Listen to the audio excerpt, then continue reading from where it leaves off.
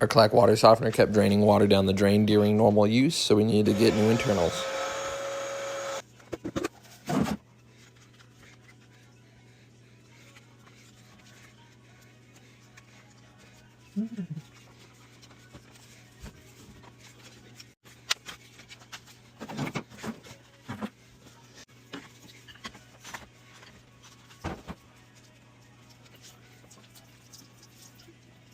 The rebuild kits for these units is about $90 off Amazon, and it comes with the tool to do it.